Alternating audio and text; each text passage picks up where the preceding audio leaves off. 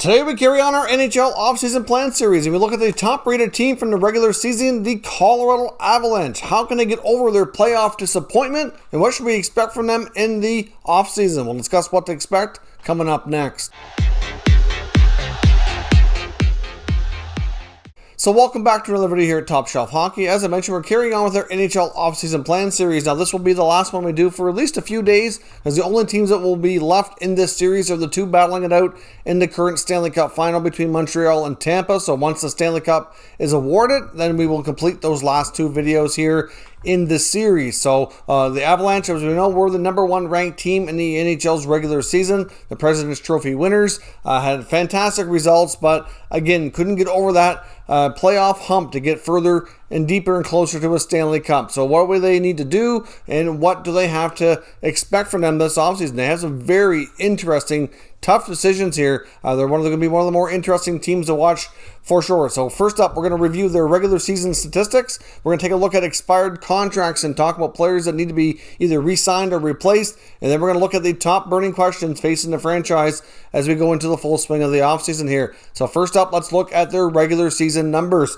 First up, the Avalanche had a phenomenal season, 39-13-4 for 82 points. As I mentioned, won the President's Trophy, had a really awesome goal differential, plus 64. Absolutely phenomenal. They play defense mostly by playing offense and keeping the puck away from you. Their power play was really solid, 22.7 for 8th best. The PK also 8th best at 83.1, so some solid special teams results.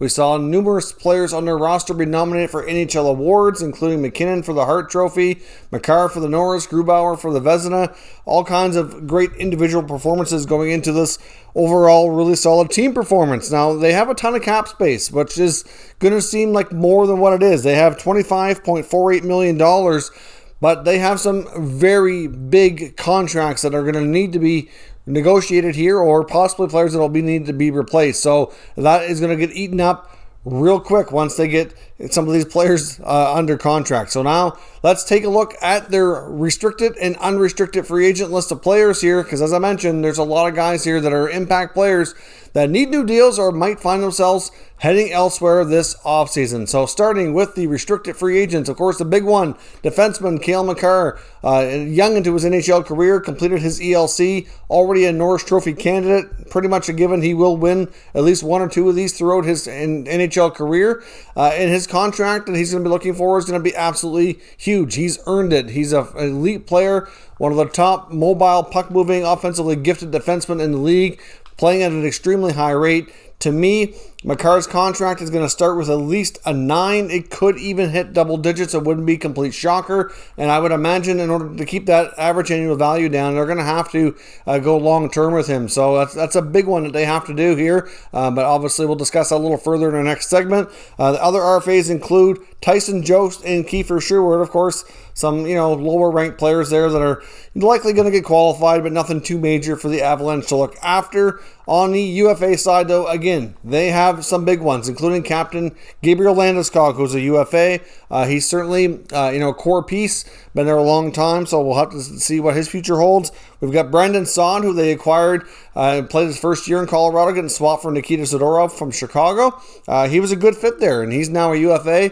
I think there's mutual interest, but again, it's going to boil down to money. We'll talk about him further as well. You get Pierre-Edouard Bellemare, who's a UFA, pretty good bottom six player. You've got Liam O'Brien, Patrick Nemeth, and of course both goalies here, Philip Grubauer and Devin Dubnyk. So of course Grubauer, one of your Vezina Trophy candidates, had a phenomenal season as well. So as I mentioned, that $25 million, if you can get Landeskog, Makar, and Grubauer all signed, that's going to eat up a lot of that money. And it's still, even though they have lots of space, it's still going to be a challenge to fill out the rest of this roster, and they have some very, very tough decisions to make. So now we're going to jump into the third segment, which is going to be your 5 burning questions facing the Avalanche. And of course, we're going to be discussing a lot of those players that we just mentioned need new deals, because that is going to be right at the top of Joe Sakic's list of things to do as we hit into the full swing of the offseason. So burning question number 1 is getting Cale Makar signed. What's it going to cost you?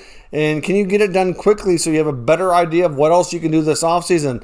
Clearly, Joe is going to have some big big amount of work here to be done, and this is going to be probably the biggest part of his offseason is the Makar contract. Now, as I mentioned, the thing here that could drag on is that Makar is not arbitration eligible. So there's no third party that can intervene if they're having difficulty coming to terms. This could drag on a long time, or they could get it done in short order if they can get to agreeing on what needs to be done here. But if I were him, I would certainly want to get this done as soon as possible so that I can know what else I'm working with to round out this roster, because like I said, there's some other big names that need to be signed as well, and it's certainly going to be tough to do, and you got to decide who stays, who goes. Can you find cheaper replacement players that can give you similar quality production and all that? Like, it's not going to be an easy task, and it's believed that the Avalanche also would like to make a trade or two, so you throw all that in the mix here, and it just makes things really complicated. So you have to get this contract done, in my opinion, as soon as possible. As I mentioned earlier, it's going to start with at least a number 9. If you look at some of the players on defense playing, making $8 million, he's definitely at a higher level than them.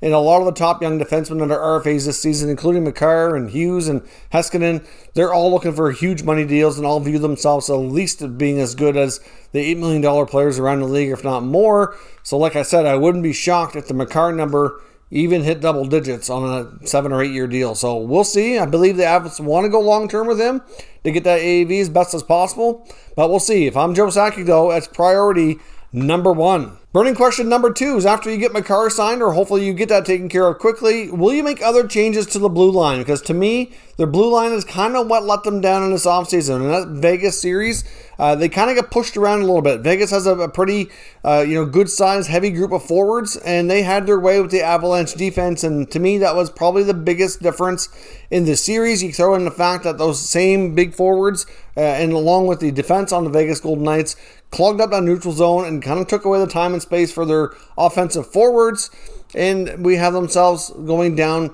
in this series. But ultimately, like a guy like Samuel Girard, who's very gifted skater and good with the puck, very mobile, but he got pushed around a lot in his own end, and you have to think that they could really use themselves a nice physical, stronger defenseman back there in the mix. Like, they've traded away some guys that fit exactly that mold, and I wonder if they might have some regrets. But even a guy like Ian Cole was there. They moved him so they could get more time for Bowen Byram. They had Zadorov, who they traded for Saad. As much as Zadorov might have come in handy, you don't have Saad, who was also a big piece of putting a puck in the net for you. So it's a trade-off, I guess, right? And they went with the more smaller, mobile, gifted offensively group of D, which is fantastic in a way. They're fun to watch, but when you get a group of forwards like Vegas has, it was troublesome after a few games. It took a few games for Vegas to get adjusted, but once they did, they just took over that series. So to me, I would not be shocked if they do make a trade and try to figure out a way to get another player back there. One guy that's been rumored is Seth Jones.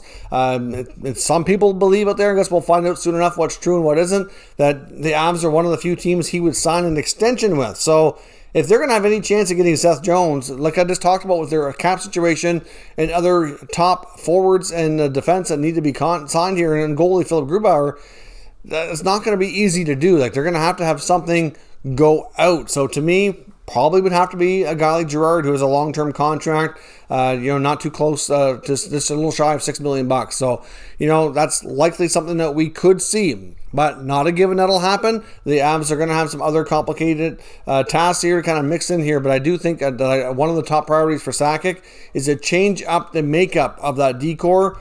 They have a lot of good, young, talented guys that are mobile and offensively gifted. Devon Toews had a phenomenal year in his first year there. Byram's coming up. They've got Graves. There's some good talent there, but they could use a little bit more strength and size in that back end.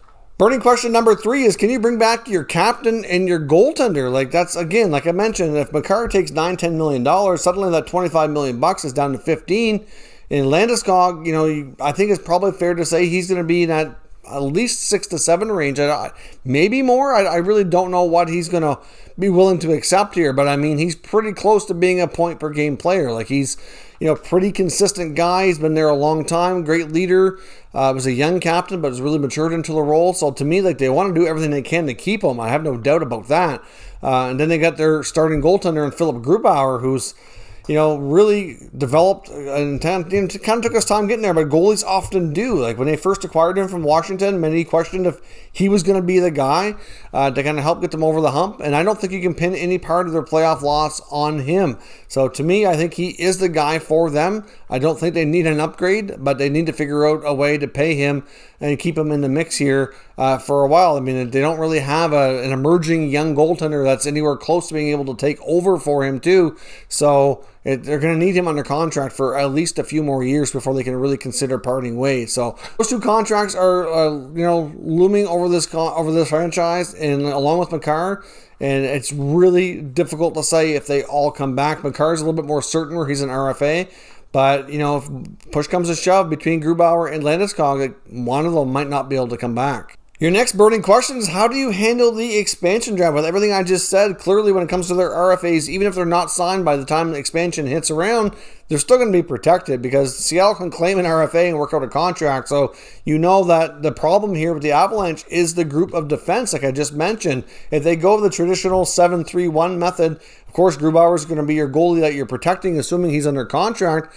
But that could complicate things too. But still, either way, it's not such a big, complicated task to figure out which goaltender you're going to protect.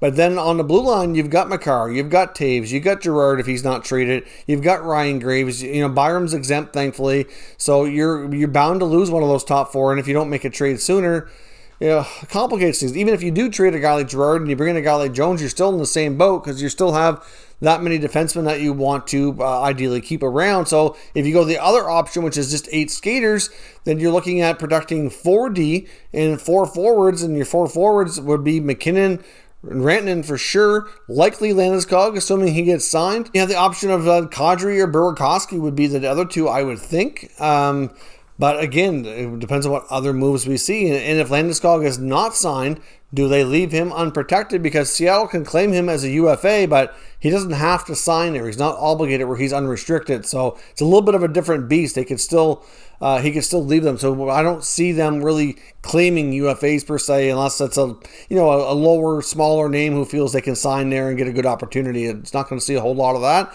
We could see, though, the odd RFA. That wouldn't be too shocking. But a complicated offseason for Colorado, and when you have strong teams with this many good players, you're bound to lose a good one to the Seattle Kraken in this expansion draft, and it is not going to be a fun process. So they likely go with 8 skaters, because even if we see a change in the blue line, like I recommended that they do and think they're going to be looking into, you're still going to have that many guys. Would you rather lose a guy like a Graves or Girard or something like that on the back end, which you probably don't, compared to either a JT Compher or possibly like a Donskoy or a different forward? Like, to me, you're going to probably want to lose that forward instead if you have to pick, because they're a lot easier to find and replace than those strong defensemen that you've got there on the back end. But they're definitely going to be one of the teams that's harder hit, and I would not be shocked or surprised at all if we see a move or two before the expansion list have to be submitted so that they can best protect themselves and protect their assets so they can minimize their loss. And the last burning question here is, do they really need to make any significant changes to get themselves over that hump besides what we've already talked about? And to be honest, I think the answer is no. I think you try to keep what you have. They have a great group there. They're just, to me, probably another piece away. And to me, that's that strength on the blue line, the big, strong physical D. Like, they need to be able to clear those guys out in front of the net, give Grubauer or the goalie a better chance to be able to see the puck, take away the tips and stuff. Like, there's just a lot of defensemen getting pushed around back there, and that's the one part of their game that needs to change. They have a ton of talent up front. They have some more interesting younger players who are going to be looking for bigger roles as well. And to me, like, they can bring back what they have in Grubauer and Landeskog and Makar and still find a way to shake things up. It's going to be tough to keep Brandon Saad, though, who played a big role. And if you don't have Saad in your lineup next year, who is going to provide the goals that he provided this year? I mean, you're hoping a guy like Alex Newhook can take the next step and obviously be that type of offensive player. Can a guy like Burakovsky kind of find his game again? He has had some good regular seasons, but he was really quiet in the playoffs as well. So it's hard to say. I don't think they need to make significant changes. They just need some more size and strength on the back end. And to me, they should be just fine and still be in that Stanley Cup winning type of window for the next foreseeable future, because they have a ton of talent that's still young and still up and coming here, and it can still be a very exciting team to watch in the coming year. So let me know your thoughts on what to expect from the Avalanche this offseason in the comments, and we'll discuss further. If you're new to the channel, make sure you subscribe and stick around. We'll keep you up to date with all the latest news and rumors on all 32 NHL teams. Thank you for watching, and I'll catch you next time.